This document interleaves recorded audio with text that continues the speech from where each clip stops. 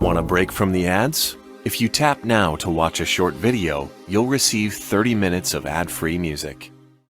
Hello all and welcome back to another wonderful video. Today we're going to be talking about Zipp Storm, or Zipp from My Little Pony: A New Generation. I did a poll on my channel recently asking which character I should analyze after Pip, and overwhelmingly you guys chose Zipp. So today we're going to be looking at Zipp, like I said, analyzing them, and see how much we can learn about Zipp and their character. Now, Zipp is a bit of a complex character to look at least in my opinion. There seems to be a surprising amount of things going on with her. For one, she's next in line to be queen of Zephyr Heights, but she doesn't seem like she wants it, but also it does seem like she wants it in some cases. It's kind of weird, and it's not 100% clear, but it seems more so that she doesn't want to be queen. It seems, though, that she mostly cares about making change rather than actually ruling the kingdom itself. Her main goal in life is to find a way to get the ability to fly. She doesn't care about a whole lot else. She mostly just wants to get the ability to fly. We don't ever really get any clues as to why she is so obsessed with being able to get the ability to fly, other than perhaps discovering the room that showed that pegasi can fly. So maybe she was fascinated by the wires that they've used to fake flight since she was a child or something. Maybe she's into science, and so it makes sense that she would look at these wires and want to learn about how they work, and maybe one day strive to find a better solution for the flight issue. Or alternatively, maybe being taught about the wires is what made her get into science, which made her want to learn how to make wings work again. The timeline isn't very clear in Gen 5, and there are moments that almost make you believe Zipp created the wires herself, which couldn't be possible because then she would have had to have been a child for it to have been made, and then also it messes up a lot of other things because, like, how would they have done that and then worked their way into being queens and stuff like that? It's just, the whole thing gets really confusing and difficult if you try to say that she was the one that created the wires. And I feel like there are rumors around, I haven't really seen any, but I feel like there are probably rumors that she created the wires herself, which I guess is possible, but technically speaking, it wouldn't make a whole lot of sense if it was true. I just wanted to add that here because there are certain scenes and situations where it kind of seems like maybe she was responsible for them. And honestly, if she was responsible for them, it kind of adds to the complexity of Zipp's character and how she's so torn up about this lie that they've been holding their whole lives or whatever. That's kind of worsened by the fact that, like, she created it. If she did create it, which I don't think she actually did, because that doesn't really work with the timeline that we have. We don't have a whole lot about Zipp's childhood, but Zipp's childhood was probably spent separated from Pip and their mother, which explains how Pip became the favorite, or seemingly the favorite anyway. This time alone was probably spent with good intentions, such as trying to find a better way to fly. Even if they can fake it and make it more realistic, it still would have been better than just having wires hold them around and everything, and especially since that relies on others to hold the secret, because, and this is really weird, but a fair portion of the characters outside of the royal family technically know about the secret, since some of them are literally pulling the strings to simulate the flight. How they got them to do this and also keep it a secret, I have no idea, but it is clear that at least some portion of characters outside the royal family do know that pegasi can't fly, even the royal family can't fly. They know about the flying secret, essentially, and it's really interesting. I hope we can kind of explore that more, perhaps in this series or something, or maybe we can find some kind of detail or something that we missed or something in the movie one day and just be like, oh, that explains everything. But for now, that's all we got on that. It seems like some people know, but not everyone knows. Anyway, Zipp. Zipp most likely spent a lot of her time in her special room that she shows Sunny and Izzy. That little room, I'm pretty sure it was some sort of station. she likely stayed there for hours building prototypes or designing ways to fly that didn't require wires. We know this is essentially her lab, basically is what this is.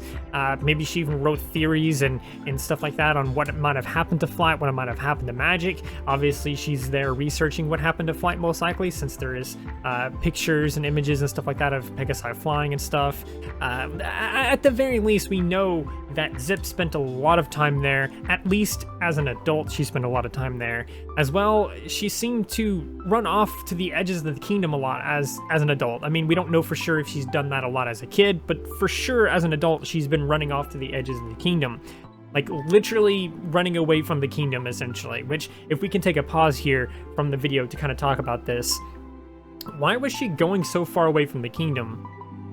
Like when Sunny and Izzy meet her, like they're just barely reaching the outskirts of the kingdom. They're like barely reaching the outskirts of Zephyr Heights, and Zipp is there. Like, and she's behind them too. So she's even further away from the kingdom by the time Sunny and Izzy meet her. So it's really weird, and it's never properly explained or anything like that. She's just there for the sake of being there. And honestly, it probably explains and shows to us that she really doesn't care that much about the kingdom, especially when you take into account her other actions, which I'm going to get to in a moment. But at the very least, it doesn't seem like she wants to be around it anymore. It's like she doesn't care to be around the kingdom anymore. Maybe it's the guilt that makes her want to leave, but regardless, it doesn't feel like she wants to be around the kingdom at all. Anyway, running off so often like this most likely cost their bond with Pip and their mother, leaving room for Pip to be favored over her. Pip clearly seems to be treated better than Zipp, and I think Zipp being gone all the time, either to that lab or to leave the kingdom entirely, as we explained earlier, it might have something to do with that. Honestly, with Pip's influence on the kingdom, it makes even more sense that Haven, the queen, would favor Pip more because Pip has better influence on the kingdom and stuff, and so that could tie into it. But what makes it even make more sense that Pip would end up being more favored is the fact that when your other kid is gone all the time, you'll naturally spend more time with the other kid and grow closer because of that, maybe even loving them slightly more for sticking with you through all of it, whereas the other one barely even wants your way of life despite being next in line for it. It can easily create a domino effect or some kind of chain effect that leads Zipp into spending less and less time around, and because of that, fueling the problem further. Basically, she might have wanted to spend less time for one reason, such as figuring out the flight situation, but then as Haven liked Pip more, she wanted to spend less time because of that, leading to Haven favoring Pip even more, which leads to Zipp wanting to be even more. So it's like this whole thing of like just this circle, basically. And it's because of this time spent away from her family that what Zipp does next kind of finally starts to make a little bit more sense.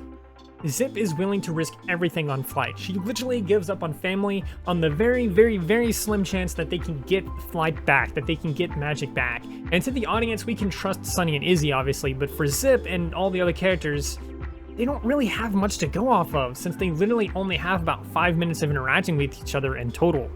To me, this is very brave of Zipp to do, and somewhat respectful of a thing for Zipp to do, but it's realistically very stupid and foolish to even try that. She risks the entire kingdom, her own life, and the lives of her family on the slim chance that Sunny and Izzy are good and actually want magic back for the better. Now, I've seen the argument before that Zipp got Sunny's book, so she probably read it, but honestly, I don't know if that's enough to justify this as being a smart and risk-free choice. I mean, it's certainly not risk-free, no matter how you spin it, but if the book itself, even if she read it, we don't know for sure she did read it, and also, we don't know for sure what's in the book. Most likely, it contains Argyle's notes on his travels and stuff like that, since this was his book, technically. Maybe also it has some things about the artifacts that he found and put in his lighthouse, and maybe some theories on magic or something, but we don't know for sure. What we do know for sure, though, is that Sunny has put stuff in the journal too, since it has over 100 questions for unicorns, something I don't think her dad would have put into the book herself. At the end of the day, though, the book was something an Earth Pony was holding on to, an enemy of the kingdom, and a race that was not to be trusted no matter what, according to their teachings. The book could have just as easily been part of the trick if the whole thing had been a trick itself. Now, Sunny and Izzy also tell Zipp that unicorns don't have magic either, but that shouldn't have been enough to convince her either because, well, that could have easily been a lie. She easily could have just not been using magic to convince Zipp that they don't have magic. Now, the only reason I think Zipp trusts them is because of a combination of a few things. Obviously, the things already mentioned, such as the book and the magic thing and all this other stuff. Obviously, those things combined help her trust a little bit more. But also the fact that they didn't claim to have seen Zipp, even though they saw Zipp. Like, Zipp said, "You never saw me," or whatever, and then she leaves, and they come back later, and they still don't say anything. That does bring up a little bit of trust. Most importantly, though, Zipp has that secret room or area or whatever you want to call it. I'm pretty sure it was some sort of station. That shows that the three tribes used to be friends. So looking at it this way, Zipp taking this risk isn't as foolish as it seems at first, but it still seems very, very reckless considering it's risking their family's lives and the kingdom's security on a very slim chance that they're telling the truth and they can actually do it. But since we are talking about that weird room with all the overwhelming, undeniable proof that the tribes used to be friends, why the fuck did Zipp keep that secret? Like, why would she not have taken her mother there or her sister there or something like that? Maybe not tell them why she's taking them there or whatever like that, and then show them all this evidence, or even show the kingdom as a whole, like, hey, look, I don't think her history is as clear as we've been taught this whole time, because there's like this shit ton of evidence that suggests that we've been friends this entire time and that we've been at peace more or less this entire time and like shared magic and all this stuff. Obviously, clearly hiding it from the rest of the kingdom, and obviously hiding it from her mother and Pip, which is really strange. Maybe she is scared it will get taken away and ruin her research on like what happened to magic and all this other stuff, but where's that same level of worry and concern when it comes to risking the entire kingdom and your family?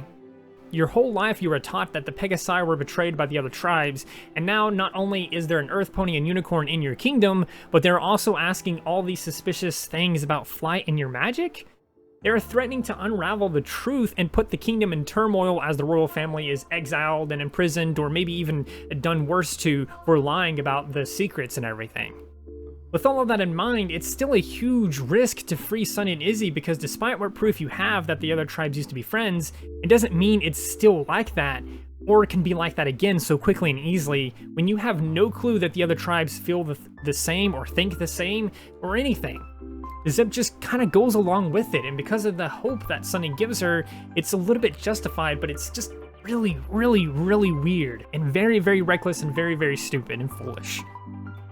This is why, honestly, Zipp is a very complicated character for me to analyze. It feels like there's so many layers to her character, and that all these things that she does always seem either foolish or reckless or courageous. It's just a weird mix of everything, and it feels really difficult to analyze this character.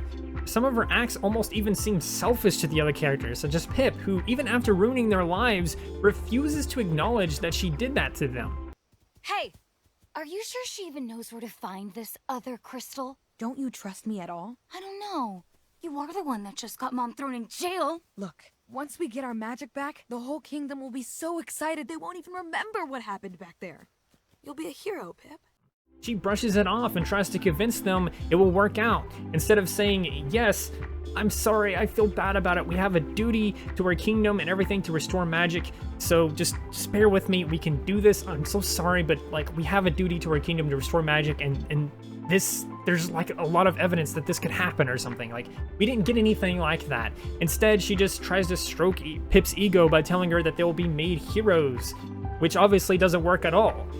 This is one of the things that make me dislike Zipp. She's reckless and seems to assume things will always turn out good no matter what.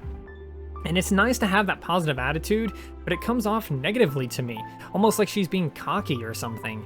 Even after everything went wrong and they are on the run, she still just sits there all happy and not at all concerned about the situation or how her actions affected her family. She's not at all concerned about how it affected her mom, her sister, her kingdom, anything. Maybe she's perhaps just too caught up in the end result that she can't see what her actions have done and what they're doing, because to her, they don't matter at all if the end result is beneficial. Anyway, Zipp is the element of courage, and it shows many times in the movie, similarly to how Pip's confidence is shown many times in the movie. Zipp is courageous to trust Sunny and Izzy because of everything she knows, tells her that she shouldn't. She's also courageous again to risk the entire kingdom to get the crown, and she's of course courageous again at the end of the movie to fight off the mech head-on with Hitch. Every one of these acts are just as foolish and reckless as they are courageous, however. She should have known that they would have turned into fugitives if they actually got caught, and that the risk of being caught was very high. That would obviously risk her family's lives, not just her own.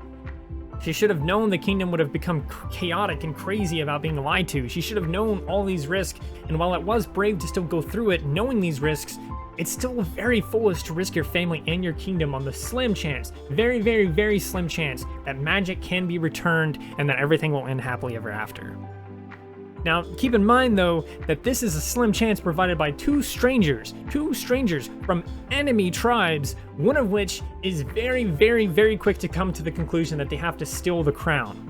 Now imagine that for a second. You have a good feeling about trusting two strangers that have promised so much good and that the world is going to be better if you trust them and do this thing. And then they very quickly tell you, oh yeah, but we have to steal your mother's crown to do it.